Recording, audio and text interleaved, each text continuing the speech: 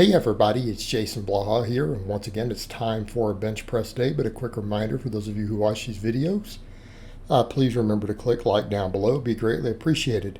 So, in keeping with the trend of what we're doing with the training, worked off of just what I hit at meet as the training max, which isn't a true max. It was actually like 289, 287, whatever, we'll count it as 290 pounds. And so again, the goal will be a 10 kilo PR at every meet on the bench. So we'll go 140 kilos and do 150 at the next one. And so what I'll do to build up, because again, I've finished most of the fat loss of the cut. I need to lose a little more, not a big deal. As you guys notice, everything's going to be paused. Everything's tight. I'm doing heels down for now because it's just more stable. Yes, I have to travel the bar, another ½ inch. But here's how I'm looking at it. My pecs are weak, right? I need to bring my pecs up. Being forced to do that extra range of motion with a pause with a really wide grip. And yes, I'm meet legal still, but I'm near the limits of meet legal. People say, so why do that? And why the long pauses? To build the pecs. And it's to make sure that I build power out of the bottom of the bench. So everything is going to be paused. Right? We're not going to do any touch and go reps for the most part. I'm going to do really wide grip. And, I had to look at it and say, well, I could do with this system, because again, running 3-week waves at 95, 97.5, 100% of the training max. And then if it's really easy, we go up. So what I'll probably do is, since I have to do meets in kilos, I'll just do it in kilos. So I'll try to bump it 5 kilos next wave, which shouldn't be a problem. Because that 275 was not even remotely hard. And I had someone ask the question.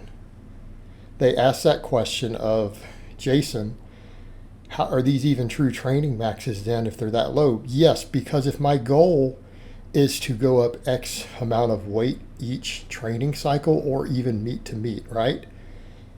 Even my 95% of those numbers, like if we look at a lift and say, okay, that needs to go up 5%. At every meet for a while. And that's going to slow down real fast.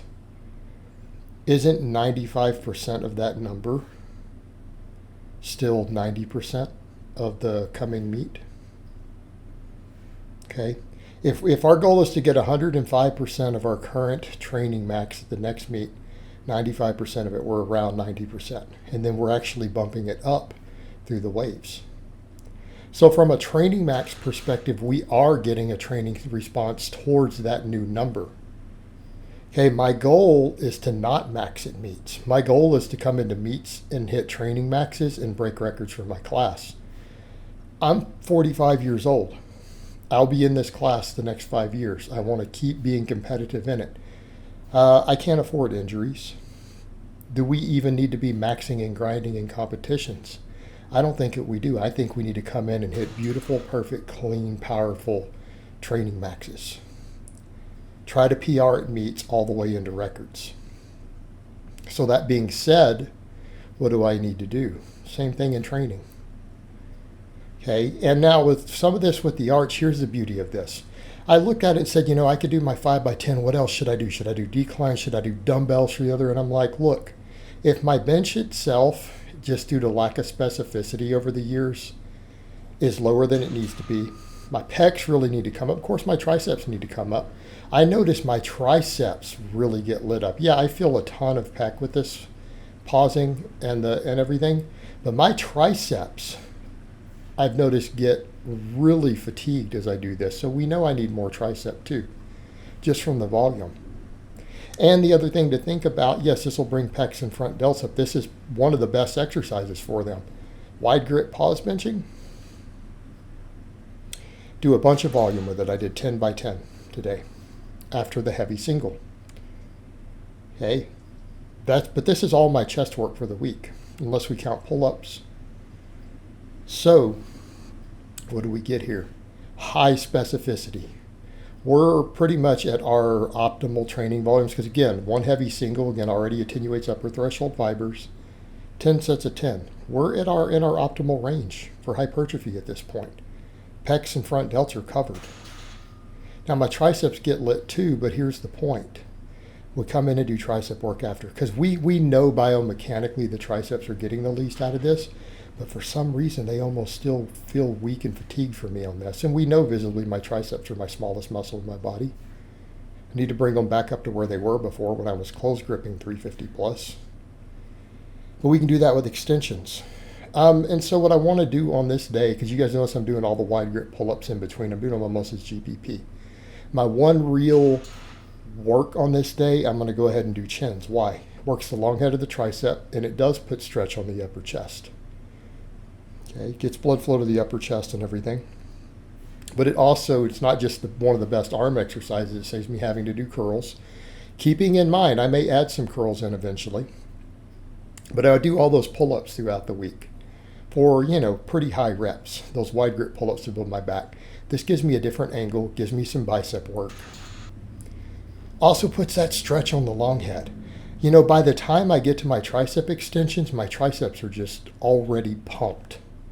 And that's the thing I noticed. So I'm like, let's create a synergy between it. If you think about the synergy of these 3 lifts I'm doing, this is, again, ultra high specificity, but also really blows up the chest because, again, pausing, ultra wide grip, at near the limits of meat legal. Then we make sure those triceps grow, because what do we know about EMG data on benching? That when we go to higher reps, the chest actually gets more work than with low reps. So we're making sure my chest will come up. That 10 by 10 after the heavy singles will make the chest grow. Even just done once a week, we should get a phenomenal growth response. All right, the chins build the biceps. Gives me the extra back work to make sure we're in that optimal range. Not as good for the back as the wide grip pull-ups, but it's pretty good. Making sure my biceps are growing. But again, also that secondary stimulus on the tricep, because I get that tricep pump on these. So I do my 5 by 12 here. Then by the time I get to these extensions, I'm picking the full range of motion. I'm not doing a skull crusher. Notice, and as I do that after the first set, I start getting deeper. Getting that shoulder extension involved, we are putting a lot of work on the long head. Well, we know the long head, based on data, does come out when benching gets to 90% plus. It actually becomes really important if we were to assume EMG data. And we know my triceps need to come up. So I'm picking this exercises kind of carefully a little bit here at this point, based upon the overlap. Because when I get to these extensions, if we notice the shoulder extension involved, it turns into a pullover as well. Aren't we working a lot of these same muscles? Doesn't the pullover work the pecs? Potentially work the lats a little bit? Even the delts? Exactly. That's the idea, while being a complete tricep exercise that works all 3 heads. Okay, this whole combination, my triceps actually get worked on everything. This is a very tricep dominant workout, even though the largest chunk of the volume is done with ultra wide grip benching. So again, this is how I get my bench up. Again, I've got benchers who bench more than me. People will joke whenever I have a client who benches more than me, well, you should be coaching Blaha. No, not how it works. Oh, I've got a 430 bencher right now. I'm going to get his bench up even higher. But this is how I get my bench up. Got to bring up the pecs and the triceps, and that's it. That is all I have to do at this point. Focus on the specificity of doing the paused work, because they're making me pause big time. They made me pause for 3 seconds on my 3rd bench at this last meet. 3 seconds. They made me hold it on my chest. We're going to do ultra high specificity, that wide grip, build the pecs up to get powerful out of the bottom. Even if I choose to bring my grip in a little bit, I'm going to have bigger, stronger pecs out of the bottom from what I'm doing.